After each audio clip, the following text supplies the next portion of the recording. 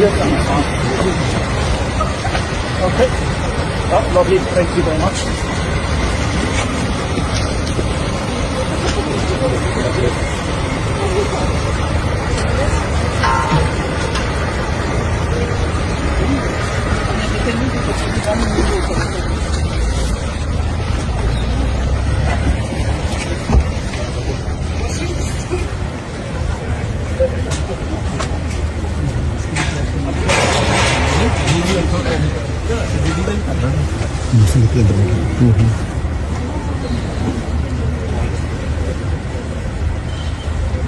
मौसम लगे सब कदम को पूरे तरह करते हैं देखेंगे